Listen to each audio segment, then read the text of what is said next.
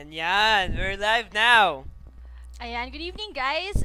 You're now watching the Garena Premier League 2014 winter season, and on behalf of GG GG Sphere, Sphere. I am GM Rob. yes, And and I'm together with...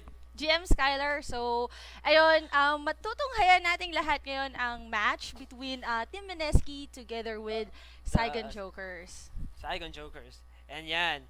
To start off, kung nagtatanong yung mga tao, nasan si GG Sphere? GG Sphere is not around. He's not in Manila, but he's in Iloilo. Medyo may guesting ating pinaka-gwapong artista eh. So, nasa Iloilo siya for a talk sa isang university doon. So, GG Sphere, pasalubong na lang.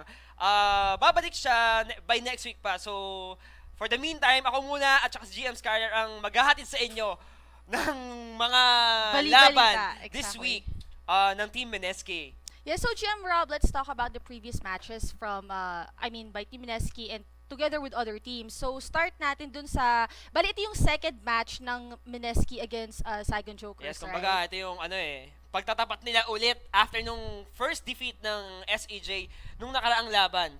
So, ano kaya magandang discarding gagawin ng SAJ dito para makabawi o makapag-revenge sa nangyari ginawa sa kanila ng Mineski? I think that's the game 1. Exactly. And can you tell us something about what happened or what Yeah, transpired dahil during syempre that ako rin yung match? nag-shoutcast doon. Going back to that match, nakita ko na naging masyadong nag-focus ang SAJ sa offensive type of lineup. They choose Kazex as their jungler, kumbaga offensive type of jungler na kinounter yon ni Mineski Noel using Aatrox. Para sa mga hindi nakapanood, the early part of the game, nag-dominate ng sobra si Mineski Noel to grab a kill kay Kazex. However, muntik pang bumaliktad yung laban, pero hindi. Minanage ng Team Mineski i-secure na lang yung buong game to get the Baron and to grab the first win of the GPL 2014. Yes, that's nice. And doon naman sa last game ng Mineski, it was against AHU Esports Club. HQ. Panood ko nga rin yun Unfortunately, they lost. Although, ang nakita kasi namin na point naman, ako naman yung nag-shot kasi Yeah. together with GG Spear, ang nakita ko naman na parang naging mali dun sa nangyari na yun. Although, okay sana. Mineski used Zac as their mid laner against Nidalee. Although, yung Zac kasi niya, medyo napansin namin na mali yung item build. Yes. He was against an I think AP Nidalee. And supposedly, dapat kaya niya tangkin yun since Zac is a tanky champion. Unfortunately, instead na mag-focus siya sa pag-build ng item for a magic resist, inuna niya yung Sunfire Cape, which is walang gagamitin. And I think yung lineup ng Mineski nun was more on like magic damage type. Wala silang hyper carry na kasi ang lineup ng AHQ nun was they had Shen, they had Aatrox. So, walang the-damage ng sobra para sa AHQ. Yes, So, actually napanood ko rin yung laban na yun sa backstage. Nakita ko rin yung ginawang advantage ng Team AHQ doon, having na alam nila na si TG, hindi siya masyadong nakapaglagay ng wards all over the map. So, ang ginawa ngayon ng jungler ng AHQ is kinamp yung bottom lane at I think 3 times na namatay si TG at saka sa EXO, at ayun naging malaking disadvantage ng team para matalo. And take note, hindi lang ang ADR support and jungle ang gumagang. It is a 4-man gank. Pati si Nidalee, ang bilis ng response yes, yun sa din yung talagang bottom lane. sobrang nag-shine nun. At another thing, ang gaganda rin kasi nung pag-initiate ni Thresh nung mga time na yon. Yes. As in, with Kumbaga, the yung death sentence lantern niya and eh. death sentence, talagang laging pasok. So now, nga pala, guys, meron na kami pa-vlog. It's about the right Blitzcrank skin sale. So, Yes, again. yeah, again, the right Blitzcrank skin sale will be extended up until the end of the month. It's gonna be on November 30. And as usual, 100% ng proceeds natin ay mapupunta sa Sagip Ka Pamilya. Ayun, so mag-update kami regarding the donation. So maglalagay kami ng certification na yung lahat ng donations nyo is mapupunta sa Sagip Ka Pamilya. Para nga pala yon sa mga sa mga nasalanta ng Bagyong Yolanda. And yes, ayun nga, para po sa mga gustong humabol po, again, ulitin ko po yung sinabi ni GM Skylar, para po sa right Blitzcrank, in-extend po namin yung last day niya up until katapusan. November 30 po, it's only 200 RP para sa lahat ng mga gustong bumili. Meron ka ng right Blitzcrank, nakatulong pa tayo sa ating mga kapatid na nasalanta ng Bagyong Yolanda sa sa probinsya. So, yun. Ayun. So now guys, let's check naman yung schedule for GPL. Yes, Yan. our upcoming schedule. Yun nga. Kung mapapansin nyo, dapat itong laban ng Mineski versus SAJ, last week pa to eh. Last week pa to. Kaso, due to some technical issues na nagkaroon ng problema sa Singapore server, na-postpone yung laban, and ngayon siya na-move. So, yan. Ayan, so for For the tonight, schedule, for the schedule, we have Mineski versus Saigon Jokers. Ito yung laban natin ngayon for 6 p.m. and for 7 p.m. And for 7 p.m., Kuala Lumpur Hunters versus the AHU Club. Followed by the Saigon Fantastic 5 versus the Full Lewis. And last but not the least, the Azubu Taipei Snipers versus the Bangkok Titans. Yes, and now let's check naman yung schedule. I mean yung standings ng mga teams natin ngayon. Ayan, standings. Ayan, There we go. looking at the standings, punta muna tayo sa Group A.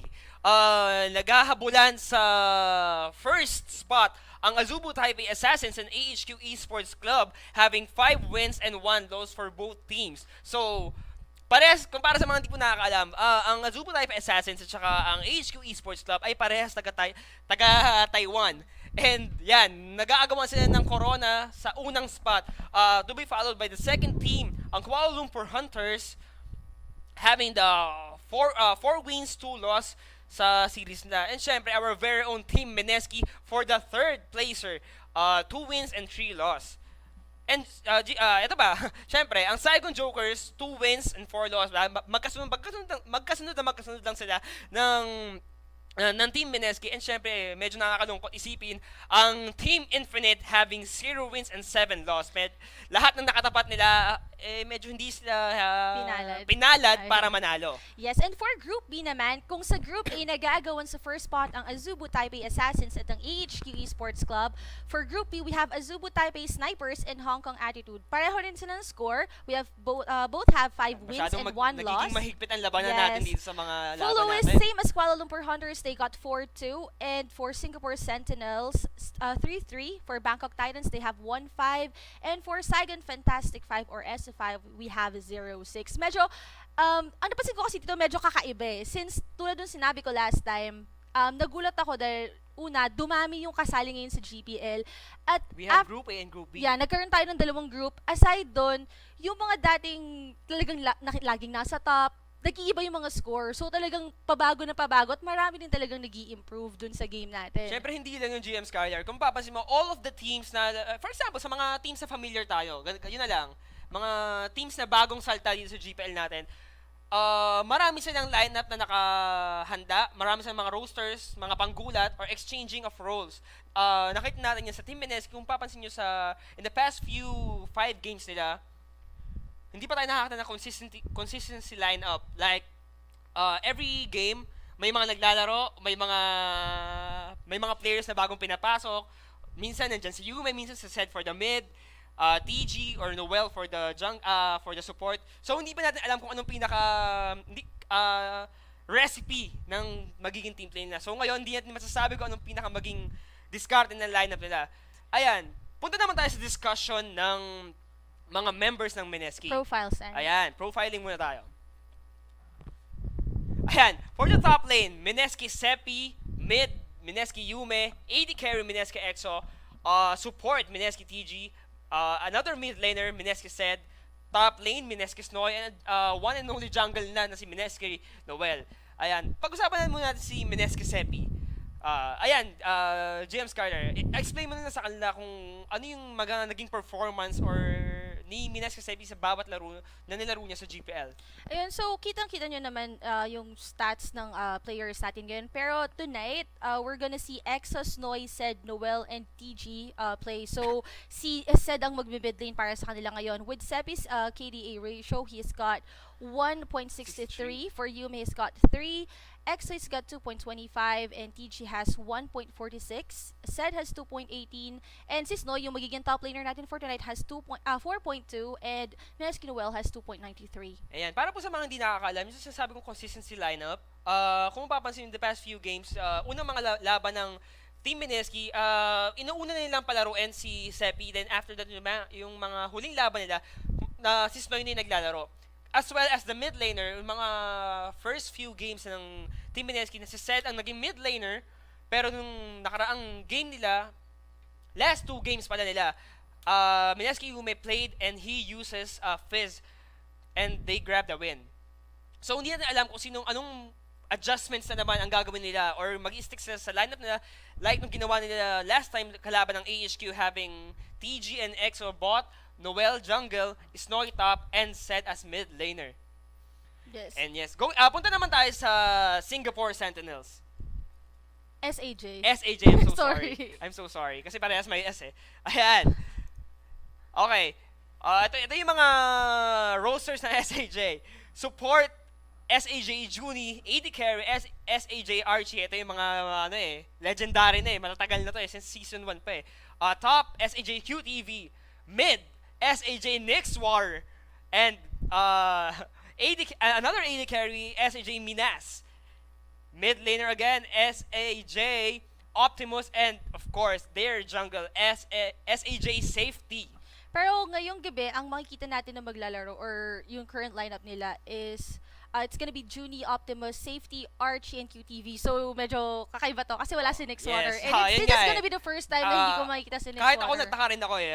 Di ba, maraming nagsasabi dito, SAJ is all about Nixwar kasi Nixwar is sobrang, siya eh, showy siya maglaro eh. Kumbaga, showtime kumbaga. Di ba? One of the best mid laner sa GPL. So, wala mo tayong makita ng Nixwater ngayon. Siguro may ginawa lang silang onting adjustments sa role na tatry nilang palaruin si Optimus as the starter.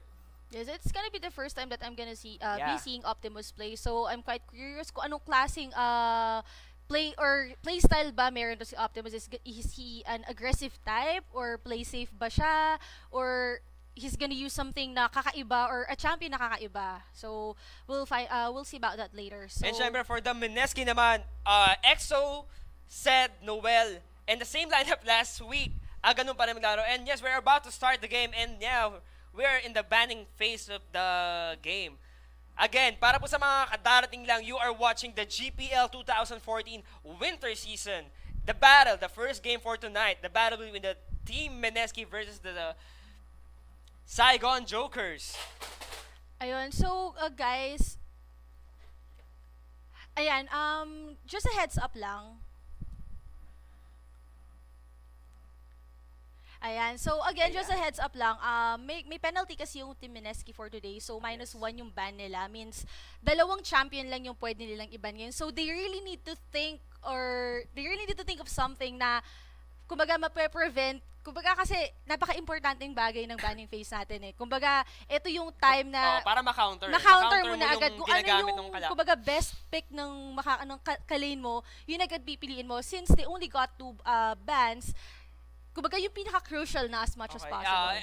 Ito rin guys, explain din namin bakit dalawa lang ang pwedeng iban ng Team Mineski sa game na to. It's just because last game versus the AHQ, Mineski EXO nag-quit before the game ended.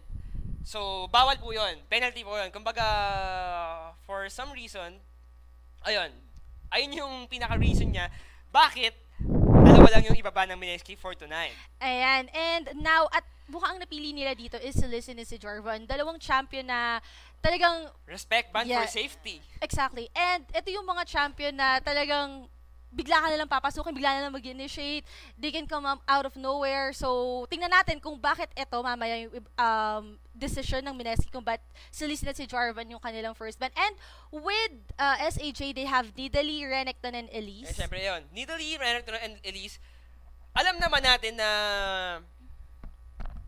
Mineski Snoy is one of the best Renekton users. So, at hindi lang yun. Renekton is lahat, suki siya ngayon sa GPL eh. Kung hindi mo siya gagamitin, you need to ban him. Kasi once nakuha yan ang late game, malaking pahirap at sakit ng ulo ang bibigay sa inyo yan sa Clash. Exactly. Mahirap din kasing counterin si Renekton, lalo na isa siya ngayon sa mga, kumbaga, mainstream na champions na ginagamit Tama, natin sa top lane. mainstream, Bukod dun sa mainstream. tankiness niya, meron siyang sustain, which is very important, lalo na pag nasa, during laning phase, dahil dun sa kanyang Call of the Meek. Aside from that, wala siyang mana. Fury lang yung meron siya. So talagang, hindi siya yung type ng champion na basta-basta mong mapapauwi. And bukod dun, we also have Nidalee. Yeah, they banned Nidalee. It's just because on the past game of Mineski, nag-dominate masyado si Zed. Or ina-avoid nila yung poke damage coming from the spear. At syempre, masyadong masakit yon. Sabi nga ni GG spear ng buhay mo. So masakit talaga yon. So mas better na binana lang talaga nila. And last but not the least, ang one of the basic ban na ginagamit ni Mineski Noel as a jungle is si Elise. Ayan. For the picking phase naman tayo, Team Mineski picked Zyra as their support, syempre.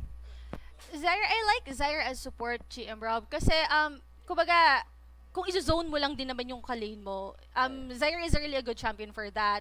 Kumbaga, isa rin siya sa mga champion na magandang wall para sa AD carry mo, since meron siyang grasping roots, hindi mo basta-basta rin pwedeng pasukin yung AD carry ng kalaban mo at kayang-kaya mong iligtas. And pag proper skill execution yung mabibigay mo para sa kanyang ultimate, then magandang sisi rin yun para sa team mo. Pero syempre, tignan natin kung anong magiging effective pa si Zyra ngayong game na to, having, syempre, Lulu as yung katapat niya sa support ng kalaban. Kung mapapansin mo, GM Skylar, last game against the HQ, ginamit ng Team Mineski si Zyra, and yun nga, masyadong nag-dominate si Thresh sa bottom lane. So, let's see what kind of adjustment na gagawin ni Junie and ni Lulu to face Zyra sa baba. And Ayan. syempre, for the second pick of the SAJ, they, syempre, Aatrox as the jungle, having that tower dive ability at the early point of the game, pwede rin siya maging malaking advantage para maging aggressive ang team Saigon Jokers. Pero, depende pa rin kasi yan kung ano yung magiging composition ng team natin. So, we really need to wait kung anong Yes. champions pang ipipick ng ibang, the rest of the members of Team Kung ano SAG, talaga as well as magiging Mineski. plano ng bawat members ng team. Yes, we also have Hecarim and Twitch. Hecarim is yung type ng jungle na high mobility. Kaya niyang, kumbaga, in terms of gank, since sila yung mga champions na May bilis tumakbo. Kumbaga, alam mo na, hindi mo siya ganun kadaling huliin or patayin pagka nakasubo mo sa jungle, having that ability na makatakas kagad. tsaka pag poor yung vision mo, pag pinasok kayo ni Hecarim, ang hirap makawala. Syempre, pag na-fear na kayo and all, it could mean GG for your... Hecarim is one of the most dangerous late game champions. So, para sa akin, ang pinakamagandang discount ang gawin ng Team SAG dito is to counterin si Hecarim when it comes sa jungle, mga ruta sa jungle niya. There we go. We also have Kale and Ezreal for Saigon Jokers. Ayan. Kale and Ezreal. I think na-visualize ko na yung pinakamagiging plano ng SAJ dito sa laban to. Having the Kale and Aatrox combo, tower dive Aatrox plus the ultimate of Kale. So, aggressive type of Yes, aggressive type lineup. ng gameplay makikita natin. And with Ezreal plus Lulu sa bottom lane nila, talagang balak nila dito kasi kumbaga yung damage output na mabibigay nila, yung zoning na mabibigay nila dito for their laning phase. Lalo na si Zyra, although, meron siyang grasping roots, kaya niyang protektahan dito si Twitch, and si Twitch kaya rin niyang, kaya niya mawala, lalo na pag nasa Yes, invisible. yeah. Exactly. So, ang nakikita ko kasi mangyayari dito, so talagang magpapantayan sila. Magdedepende na lang yan dito sa map awareness sila, isa sa mga pinaka-importanting bagay dito sa game natin. Of course, kung paano rin makikipag-coordinate yung junglers na dito, kung paano mag-gank, kung paano ka-counter-gank yung mga junglers natin dito. Although, meron na tayo, ayan na, final pick ng Mineski, we have Twisted Fate and Shen. So, yung kanilang global presence is talagang nandun, having Destiny plus yung ultimate na Shen. Talagang pag nag-gank dito, expect a Stand 4-man United. gank dito. Pero yun nga, kung mapapansin mo yung ginagawa nila usual yung combo na Stand United habang naka-invisible si Twitch is, ayun nga, nagka-trending na rin yun sa mga ibang tournaments sa Korea, which is very effective, like what happened. Ay, pwede rin gamitin siya kay Eve, Once na naka-invisible si Eve, pwedeng mag-stand united si Shen. I think Team Mineski here will going to focus on the level 6 gank, kumbaga early part of the game na maka-advantage sila. Having Shen and Twisted Fate for the global ultimate to grab the kill. Para mabilis na backup nga ito. Exactly. And for Team SAJ naman, damage type naman yung kanilang mga champion. Exactly. Damage Although, type. ang nakikita ko kasi dito, since meron tayong Shen, ang kailangan nalang iwasan dito is yung pag-initiate. Kumbaga, once na ma-perfect kasi ng Mineski dito yung initiation nila during ganks or lalo na pag nagkaroon na ng clashes dito, mukhang mahihirapan yung SAJ dito. Isipin mo na lang yung part na pag pumasok si Snoy and then he uses taunt and then mag-ultimate pa si Hecarim. Pero take Plus, note, dalawang makunat yan. Dalawang tanky champion na pwedeng humarang. So, mahihirapan din talaga sila. exactly. Tapos yung CC pa ni Sed dito, ni Zyra, I'm Ni sorry, Zyra. ni TG dito mamaya. As in, pag yung na-execute nila ng maganda yung kanilang mga ultimates dito, mahihirapan yung SAJ dito. So, they really need to think of something kung paano nila puputulin yung pagkakasunod-sunod na yun or kung paano nila ka-counterin yung Yung magiging chain. plano na yun. Tama ka dun, James Skylar. Yung sa pinaka-plano or pinaka-main goal ng Mineski dito is to be aggressive. Pag kanyari, lahat sila nag-level 6 na. Pero, kung mapapansin mo, SAJ is aggressive type of composition. And heavy damage din Heavy sila. Kung damage, titingnan mo, right. during late game, we have Jax, we have Atrox, we have Kale. So, lalo na pag, let's say, madadominate pa dito ni Archie tsaka ni Junie yung lane nila later on, talagang kaya rin talaga. At saka, hindi rin sila ganun may, kailangan talaga nilang, for me naman sa SAJ, sa nakikita ko sa lineup nila, kailangan naman talaga maging aggressive sa early part of the game. Siyempre, sabi mo nga, damage-wise, lamang na lamang sila. Pero, yun nga, pag dumating ang level 6, expect na dapat nila na ang sandamakmak na backup ang makukuha nila sa Team Mineski.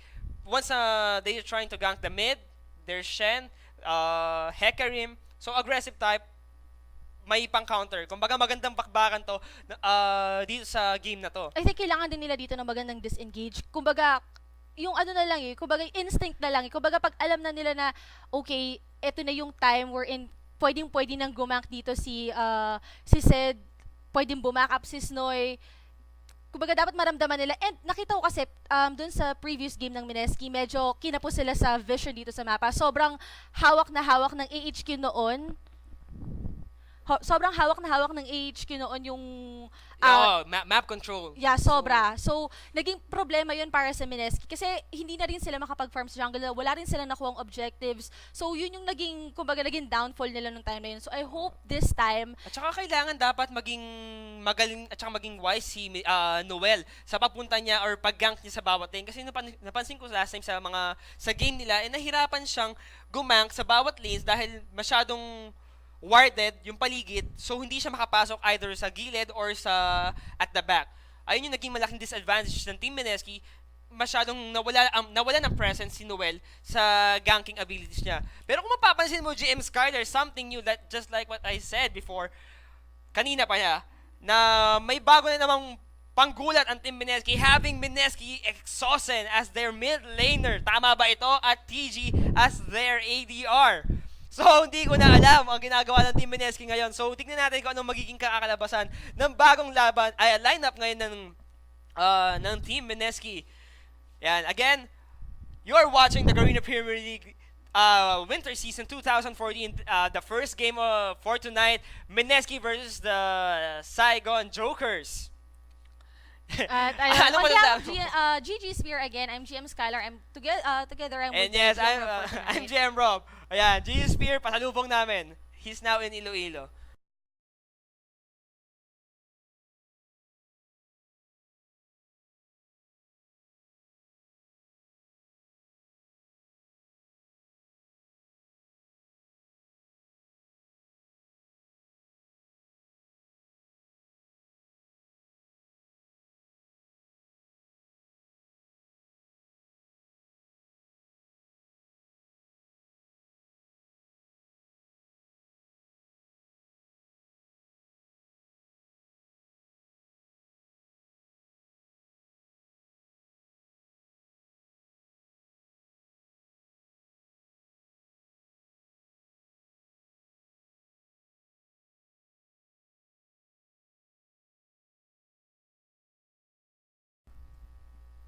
And ayan, game on na po tayo mga kabayan. Yan, pinost na muna. I think meron namang some technical issues habang ginagawa yun, ayusin na muna at ayos na po pala mga kapatid ang mga lineup ngayon.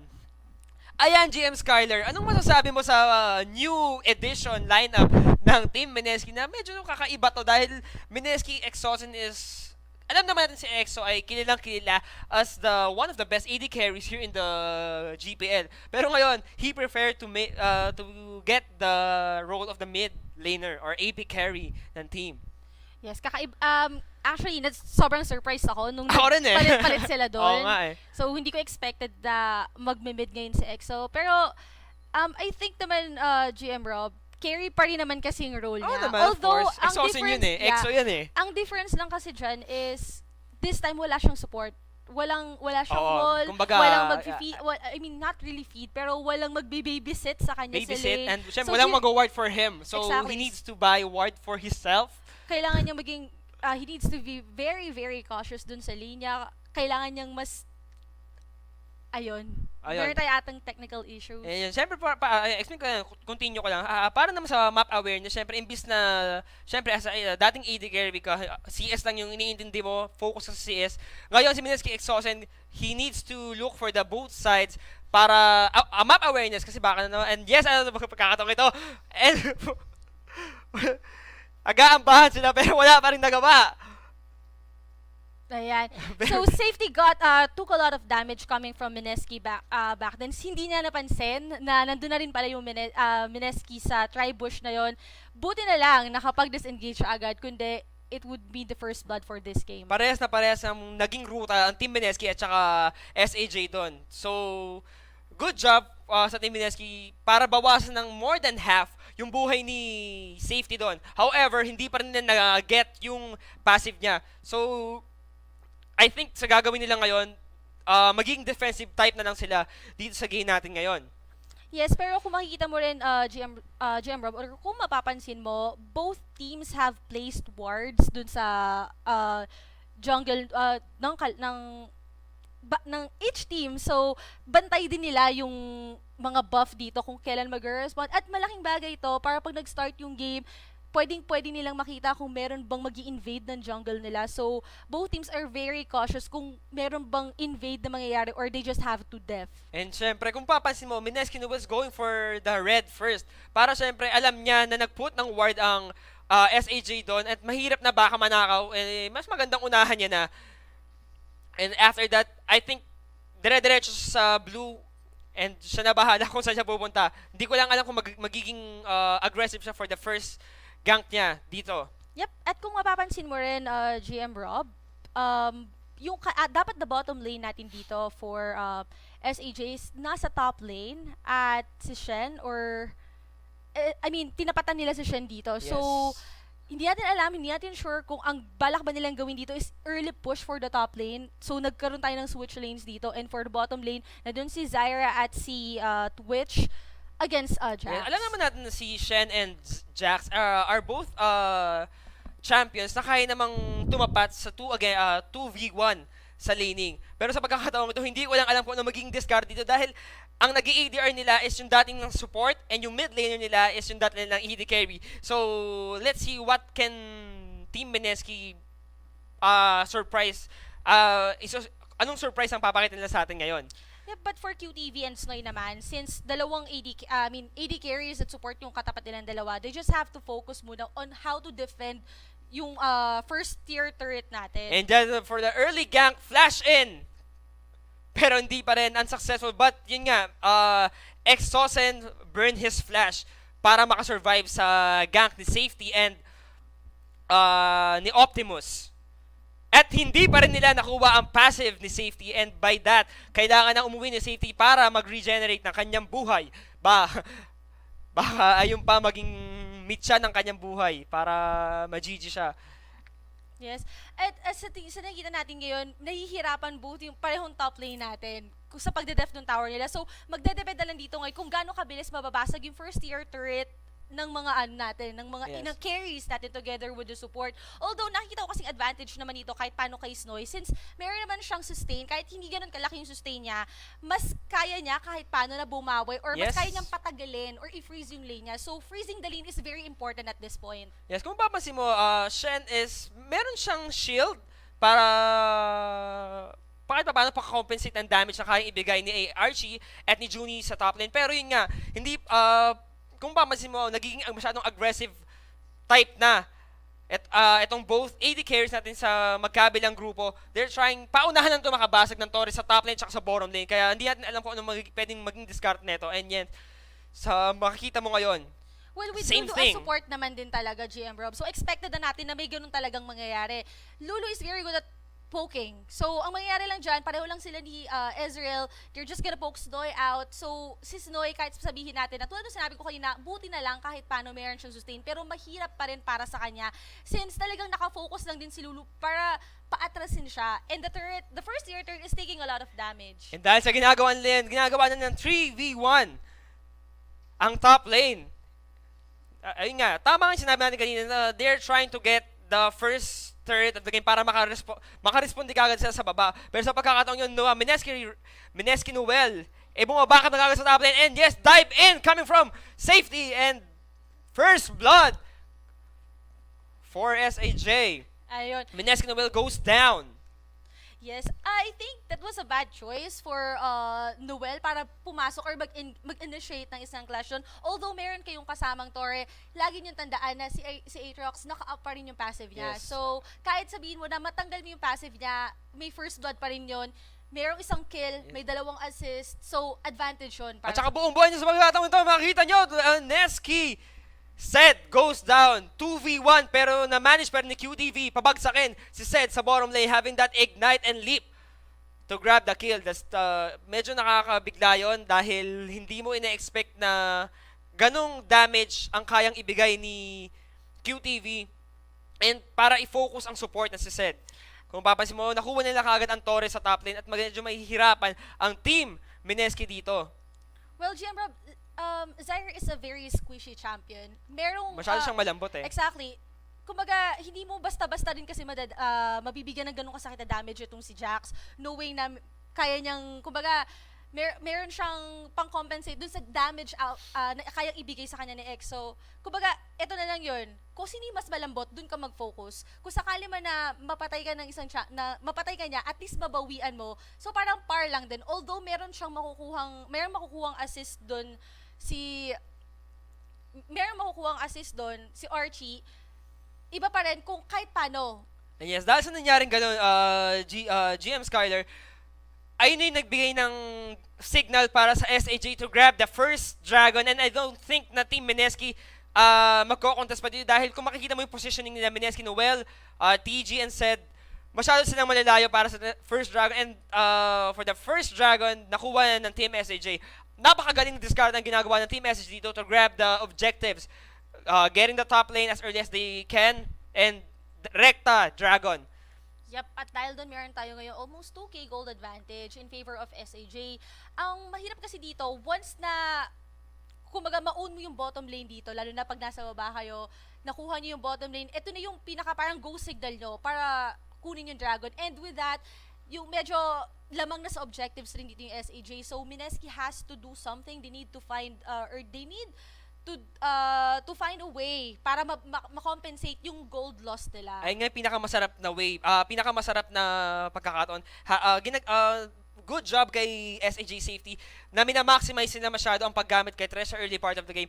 Ayun nga, fast response sa top lane, and syempre nanakaw, mga hindi nakakita na nanakaw ni QTV ang blue ni EXO. So talagang pinapahirapan na objective-wise, unti-unti na ninakaw yung buff, and stay pa rin sa bottom lane si TG and Sed.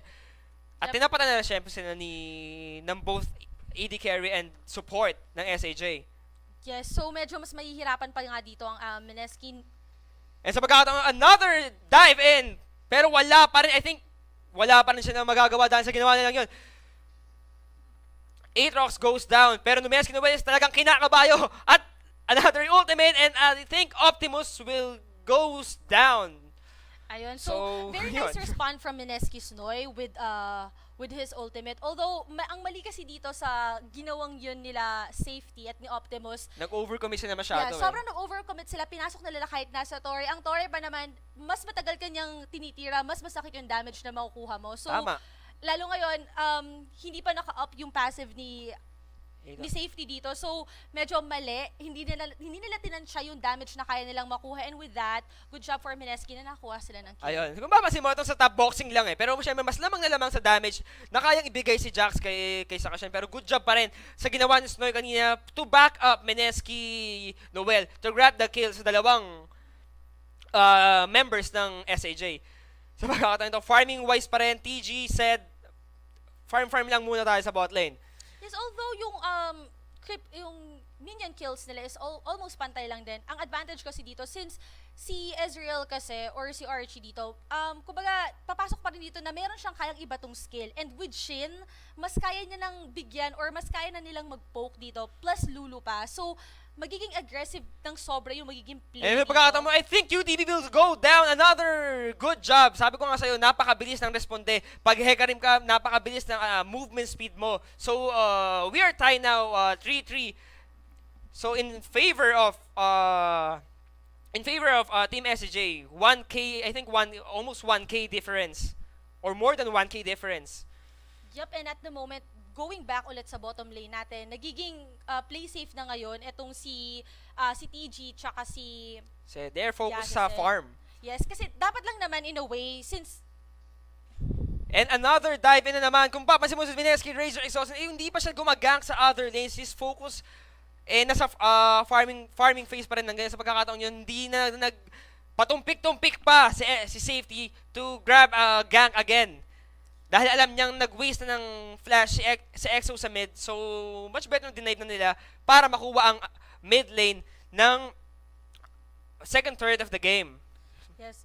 And with that gank, nakuha na rin ng SAG dito ang first year turret natin for mid lane.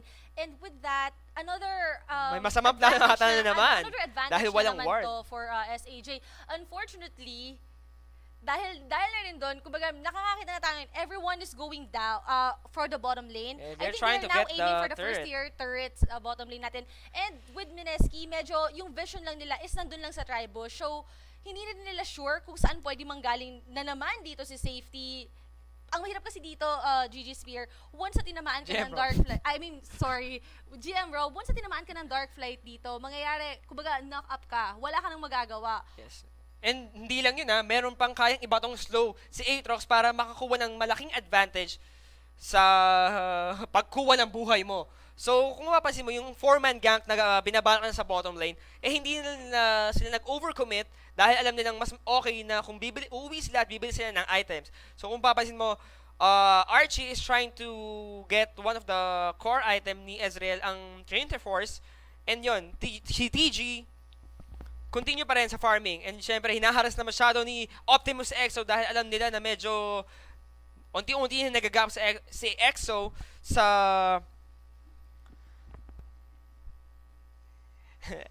another team fight na naman po. And yes, Mineski Noel response and I don't think they're gonna get it. Papansin mo ngayon, another dark flight pero akala ko wala ng passive pero yun nga. Aatrox goes down again dahil hindi nila nakikita na pumapasok nilang bigla-bigla si Aatrox sa likod. So yun. Ang mali kasi nakikita ko kasing mali na nangyari dito kanina. Kumbaga, wala na kayong turret doon, so yung vision nyo doon wala na. Pero ang ginawa rin kasi din na X dito, masyado pa rin siya naka-forward, knowing na yung damage output ni Kale na kayang ibigay yung damage output na kayang ibigay ni Kale sa kanya is hindi na niya kayang basta-basta tangkihin. Kahit pa sabi may sumama sa kanya. And with Jax na naka-respond agad galing sa top lane natin, since wala na rin yung first year turret natin doon, kumbaga si Jax kayang-kaya na niya manggaling sa loob ng jungle ng Mineski. So, ang hirap ng sitwasyon nila ngayon. And now, dahil na naman dun sa advantage na yon or dahil sa pagkapanalo nila dun sa clash na yon, out of position na naman ang Team Mineski. And for the second dragon of the game, nakuha uli ng SAJ and plus nakuha nila ang buhay ni Sed sa bottom lane. Ganun ka-squishy, ganun kalambot si Zyra, so hindi siya pwedeng mag-fronta o humarap dahil 4 members or 5, I think 5 members of SAJ ay nakaabang para sa kanya doon to get his life. So yun, medyo hindi pa sa nakakakuha ng Dragon ang Team Mineski dito, so kailangan nilang makabawi kahit sa farm man lang or sa CS wise. Dahil, yun, Ang mahirap kasi, hindi mo basta-basta natin, or hindi natin basta pwedeng sabihin na they need to focus on farm. Kung mapapansin mo kasi, yung vision din kasi ng Mineski dito kanina is medyo alanganin. So, hindi nila nakita, hindi nila expected kung mayroong nagpa-follow up sa kanila. and yes, connection from the sa spectator, kailangan din bumalik ulit. So, wait lang po mga kapatid, nagkaroon tayo ng connectivity issue. So, magre-reconnect lang po kami. Kung papansin mo, James Carter, masyadong nag-dominate ang Team SAJ, grabbing that objectives, dragon, turrets, plus map control. Dahil kinukuha nila like ginawa ng AHQ before, masyadong malambot si Zyra para pang fronta or fino-focus fire nila si Zyra to -1 kagad. Ganoon naman kasi talaga, GM Rob. Kumbaga sa isang game, tatargetin mo kung sino alam mo na kaya mong kunin agad eh. Since pag nabawasan ng isa yon, kumbaga sa isang clash, once na 4 yan, once na 5 yan, pag nabawasan kayo ng isa, wala kang ibang choice kundi mag-disengage. Hindi kayo basta-basta pwede mag-initiate ng clash, lalo na si Zyra, nasa kanya yung pinaka-CC ng Mineski dito. Yes. Once na mawala siya, hindi na sila pwedeng mag-initiate. Kumbaga, yung sinasabi ko kanina na dapat ma-execute nila ng maayos yung mga ultimate nila para magkaroon ng magandang clash or para makapagbigay ng magandang clash, mahihirapan na silang gawin pag nabawasan sila ng kahit isang member. Kung mapapansin mo, yung plano nila kanina na sabi ko nga kanina nung nagdi-discuss tayo is that